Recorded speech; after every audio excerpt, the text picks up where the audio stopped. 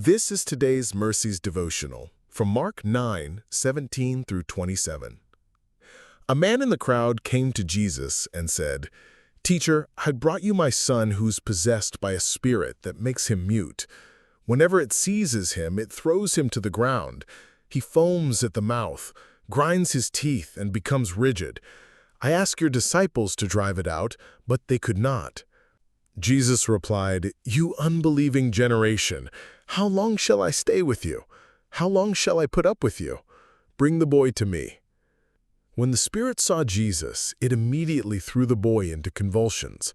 He fell to the ground and rolled around, foaming at the mouth. Jesus asked the boy's father, "How long has he been like this?" The father answered, "Since childhood. It has often thrown him into fire or water to kill him. But if you can do anything, take pity on us and help us." "If you can," said Jesus, "everything is possible for one who believes." Immediately the boy's father cried out, "I do believe. Help my unbelief."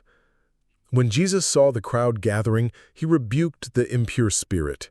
"You deaf and mute spirit, I command you, come out of him and never enter him again." The spirit shrieked, convulsed the boy violently, and came out. The boy looked so much like a corpse that many said, "He's dead." But Jesus took him by the hand, lifted him up, and he stood to his feet. In this story, a desperate father brought his son to Jesus after years of watching him suffer.